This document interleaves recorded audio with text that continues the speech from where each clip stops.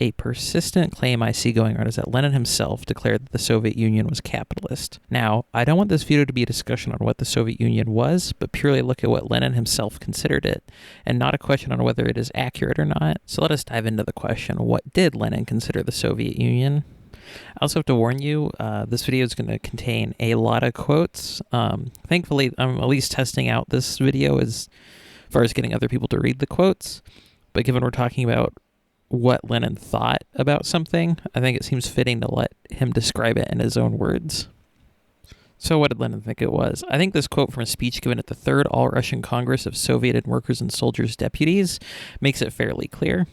I have no illusions about our having only just entered the period of transition to socialism, about not yet having reached socialism. We are far from having completed even the transitional period from capitalism to socialism. We have never cherished the hope that we could finish it without the aid of the international proletariat. We never had any illusions on that score, and we know how difficult is the road that leads from capitalism to socialism, but it is our duty to say that our Soviet Republic is a socialist republic, because we have taken this road, and our words will not be empty words.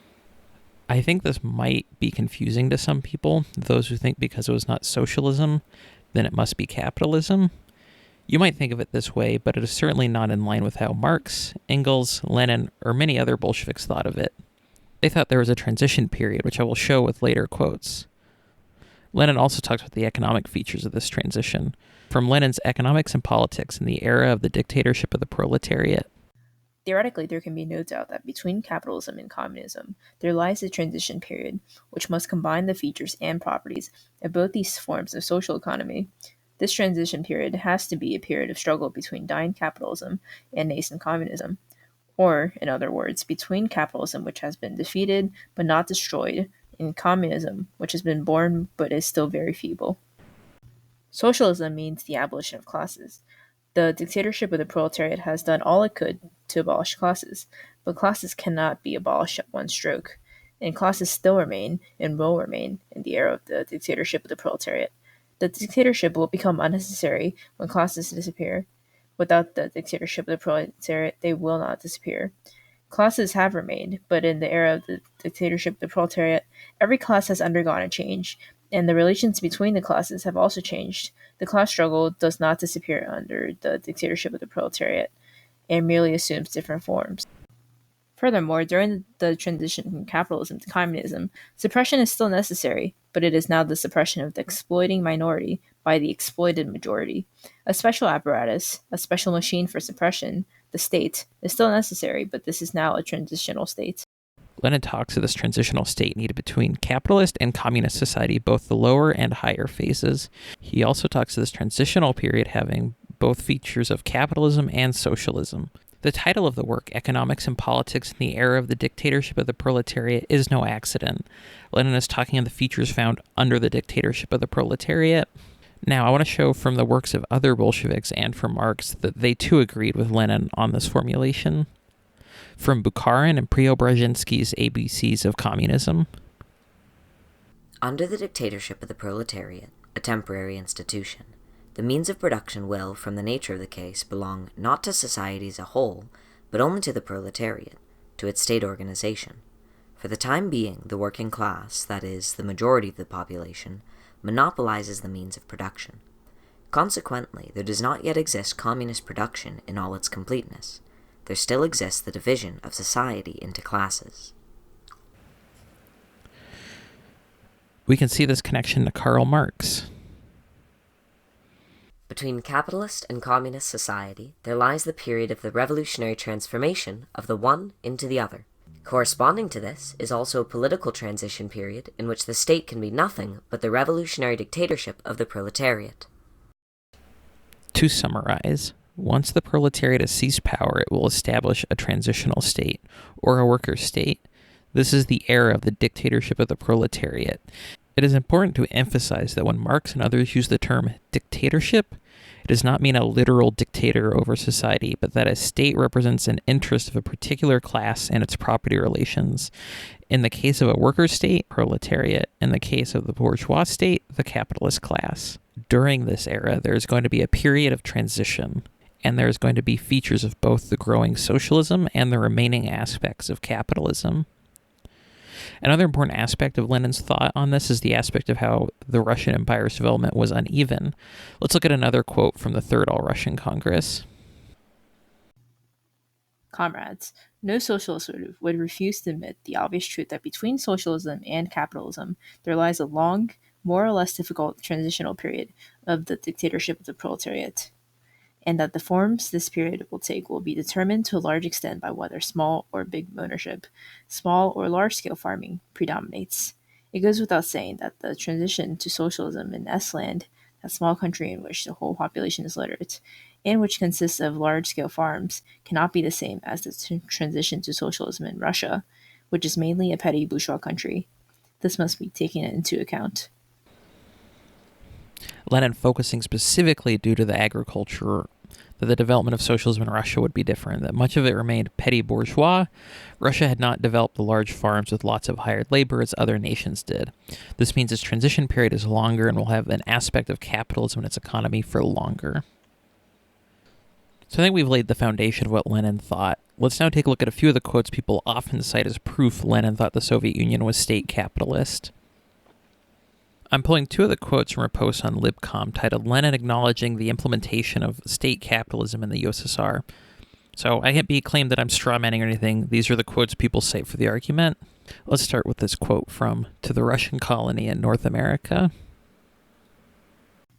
The state capitalism, which is one of the principal aspects of the new economic policy, is, under Soviet power, a form of capitalism that is deliberately permitted and restricted by the working class.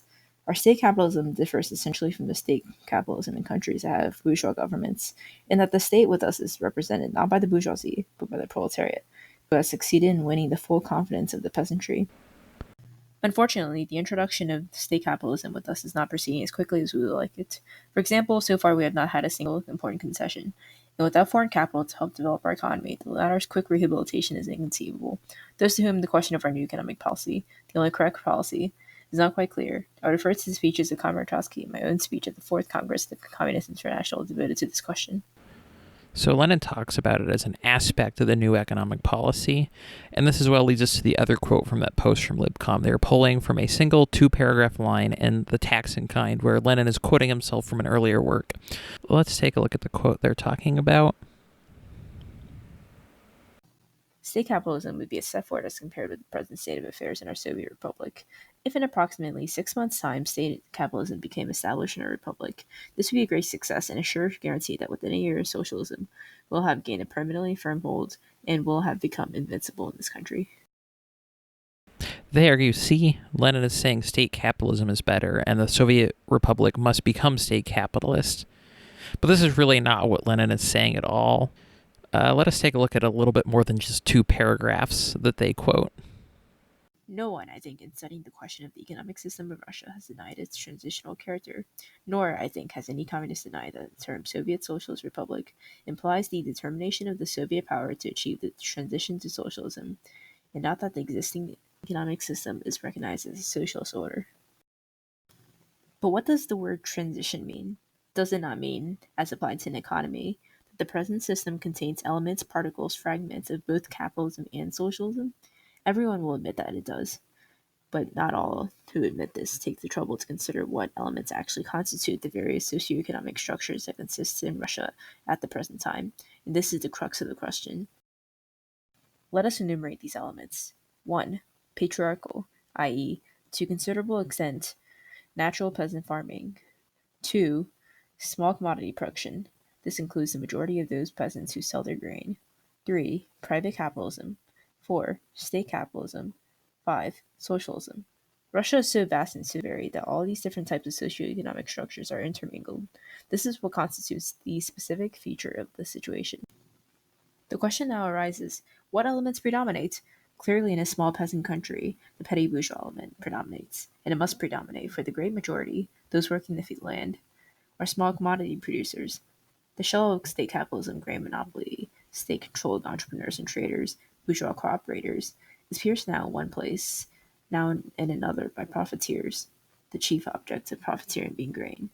This ties back into exactly what I was trying to talk about earlier. Lenin is talking about the ways that they are going through this and that this has a transitional character, that Russia at this time had aspects of capitalism and socialism. It becomes more clear later. It is because Russia cannot advance from the economic situation now existing here without traversing through the ground which is common to state capitalism and to socialism, national accounting and control, that the attempts to frighten others as well as themselves with evolution towards state capitalism is utter theoretical nonsense. This is letting one's thoughts wander away from the true road of evolution and failing to understand what this road is. In practice, it is equivalent to pulling us back to small proprietary capitalism. Lenin talks of the specific aspects of state capitalism on which they are walking. It is the ground which is common to both state capitalism and socialism. But you still might say, why walk this road at all? Why not build socialism? Well, Lenin talks about this in relation to Germany and other countries where things are more developed. A victorious proletarian revolution in Germany would immediately and very easily smash any shell of imperialism, which unfortunately is made of the best steel and hence cannot be broken by the efforts of any chicken, and would bring about the victory of world socialism for certain without any difficulty, or with only slight difficulty, if, of course, by difficulty we mean difficulty on a world historical scale and not in the parochial Philistine sense. At present, petty bourgeoisie capitalism prevails in Russia, and it is one and the same road that leads us from it to both large-scale state capitalism and to socialism. Through one and the same, the intermediary station called national accounting and control of production and distribution. Those who fail to understand this are committing us to an unpardonable mistake in economics. Either they do not know the facts of life, do not see what actually exists and are unable to look the truth in the face, or they confine themselves to abstractly comparing socialism with capitalism, or fail to study the concrete form and stages of the transition that is taking place in our country. Russia, as it was then, petty bourgeois capitalism dominated. As part of the transition to socialism, it is going to walk ground common to both state capitalism. A big part of the NEP is the idea of peasants selling grain, but they sell to the state, not to international markets. This is the state monopoly on trade, which is a key aspect of the state capitalism, which is but one aspect of the wider economy, as Lenin says. To the Russian colony in North America, Lenin says, I would refer to the speeches of Comrade Trotsky and my own at the 4th Congress of the Communist International. So let us listen to Lenin and go look at these speeches, since they are dedicated to explaining why this is the path that must be walked. Let us look at the 2 paragraphs from Trotsky's The Economic Situation of Soviet Russia from the standpoint of the Socialist Revolution. The assertion of the Social Democrats to the effect that the Soviet state has capitulated to capitalism is thus an obvious and crass distortion of the reality. As a matter of fact, the Soviet government is following an economic path which it would doubtless have pursued in 1918-19 had not the implacable demands of the Civil War obliged it to expropriate the bourgeoisie at one blow, to destroy the bourgeois economic apparatus and replace the latter hastily with the apparatus of war communism. The inclusion of the peasantry in planned state economy, that is, socialist economy, is a task far more complicated and tedious. Organizationally, the way is being paved for this by the state-controlled and state-directed cooperatives, which satisfy the most pressing needs of the peasant and his individual enterprise. Economically, this process will be speeded up all the more the greater is the volume of products which the state industry will be able to supply to the village through the medium of cooperative societies. But the socialist principle can gain complete victory in agriculture only through the electrification of agriculture, which will put a salutary end to the barbaric disjunction of peasant production.